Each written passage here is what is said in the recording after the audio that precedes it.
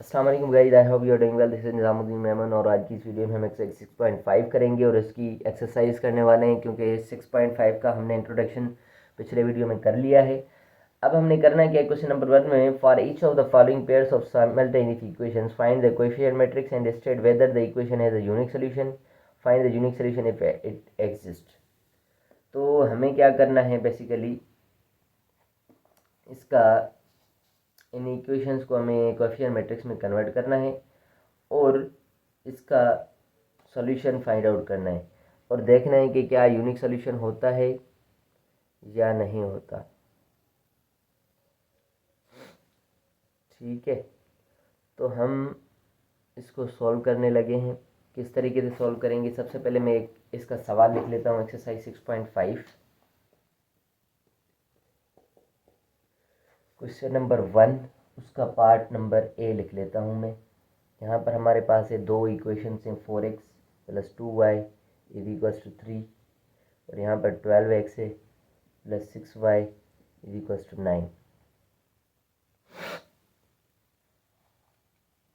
हमें देखना है कि इसका क्या होगा, यूनिक सॉल्यूशन होगा या नहीं।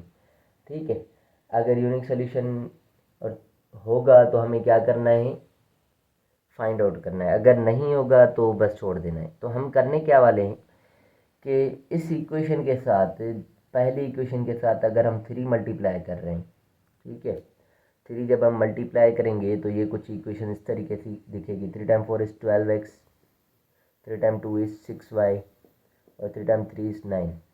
तो ये लाइन इक्वेशन और ये वाली इक्वेशन बिल्कुल सेम है, तो नो यूनिक सोल्यूशन। तो यूनिक सोल्यूशन हमारा क्या होगा, नहीं होगा, no unique solution.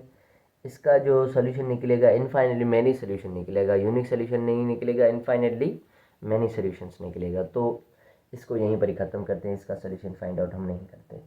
Number B लिख लेता हूँ मैं। मेरे पास है 2x plus 3y is equal to 13, दूसरा है 3x minus y is equal to 14। अब ये इक्वेशन जो है हमारे पास, इसको हम देखेंगे। इसको सबसे पहले तो हम अगर किसी से भी मल्टीप्लाई करें, लेट सपोज ये 2 है, यहाँ पर 3 है, दोनों डिफरेंट हो गए, तो हम करने वाले हैं इसको कोएफिशिएंट मैट्रिक्स में कन्वर्ट। कोएफिशिएंट मैट्रिक्स कैसे होगी, कोएफिशिएंट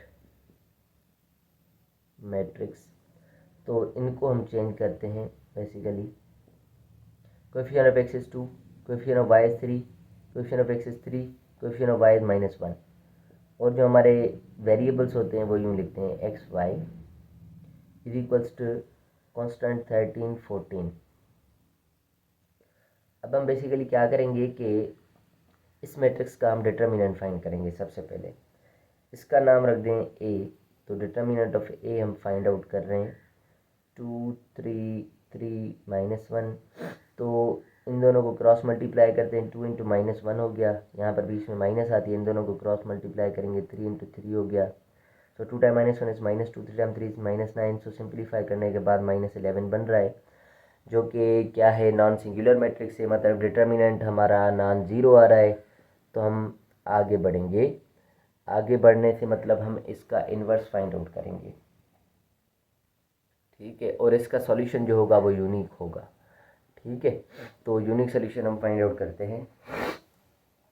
बेसिकली हम क्या करने वाले हैं, अभी हमने फार्मूला पढ़ रखा है कि ए इनवर्स बराबर होता है एडजॉइंट ऑफ ए अपॉन में determinant of A. So adjoint वाली मैट्रिक्स हम निकालेंगे, इस मैट्रिक्स का एडजॉइंट, तो इन दोनों की जगह चेंज करते हैं हम, -1 और 2। ठीक है, और इन दोनों के साथ माइनस मल्टीप्लाई करेंगे तो -3 ओवर डिटर्मिनेंट ऑफ ए जो है -11 है, इसके नीचे आ जाएगा। अब ये हमारी जो हो गई एक मैट्रिक्स हो गई। इसको ज़रा थोड़ा सिंप्लीफाई कर देते हैं, फ्रैक्शन में लिख देते हैं। यहाँ इन तीनों में माइनस है, यहाँ भी माइनस है, तो ये +1/11 बनेगा, ये +3/11 बनेगा, ये +3/11 बनेगा, और यहाँ पर माइनस का 2/11 बनेगा क्योंकि यहाँ पर माइनस नहीं थी। ओके, अब ये वाली मैट्रिक्स हम इसके दोनों तरफ मल्टीप्लाई करेंगे, मतलब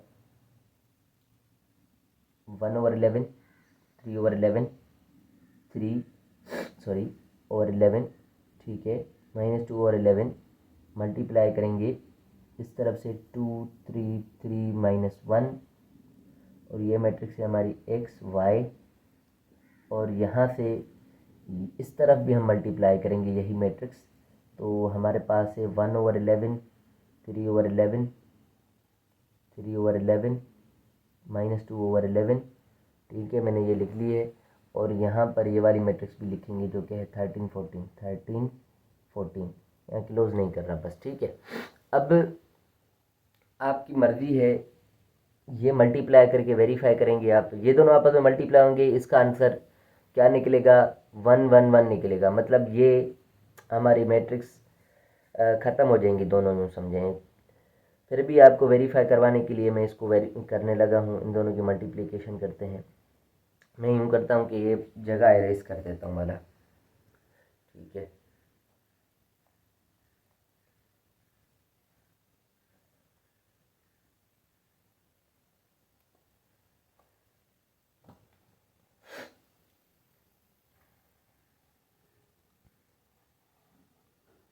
ओके, अब विजिबल होगा, ठीक है।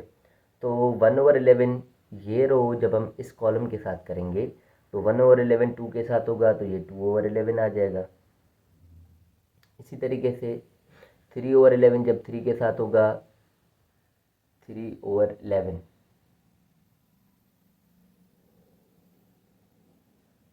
ये रो हम इस कॉलम के साथ करने वाले हैं ना, तो 1/11 इंटू 2/11 हो गया। इसी तरीके से 3/11 जो है 3 से मल्टीप्लाई होगा तो 9/11 आ जाएगा, प्लस 9/11 आ गया। इसी तरीके से इसी रो को इस कॉलम के साथ करेंगे, 1/11 जब 3 से मल्टीप्लाई होगा 3/11 हो जाएगा। 3/11 जब -1 से मल्टीप्लाई होगा तो -3/11 हो जाएगा। इसी तरीके से जब ये रो इन कॉलम के साथ दोनों के साथ करनी है, 3/11 इंटू 2, 3 टाइम 2 इज 6/11। इसी तरीके से -2/11 इंटू 3, -2 टाइम 3 इज -6/11। इसी तरीके से अब इस कॉलम के साथ करने वाले हैं 3/11 इंटू 3 9/11, और -2/11 into -1 minus minus plus 2/11 plus 2/11।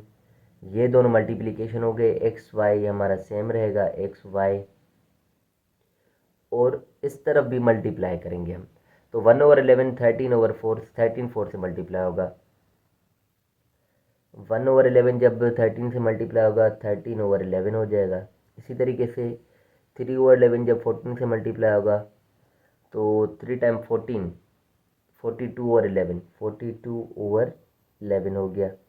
ये रो कंप्लीट हो गई। दूसरी रो पे आते हैं, 3/11 जब 13 से मल्टीप्लाई होगा 39/11 हो जाएगा, और यहाँ पर माइनस है तो -2/11 14 से मल्टीप्लाई होगा तो माइनस का 28/11 आ जाएगा।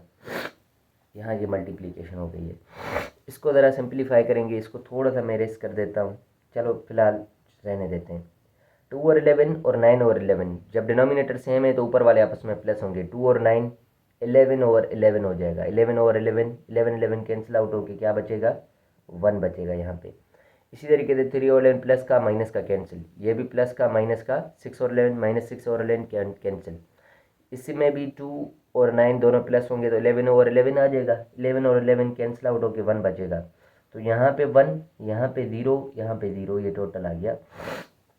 इसी तरीके से x y is equals to, इनको सिंप्लीफाई करते हैं, 13 और 42 हो जाएंगे 55/11।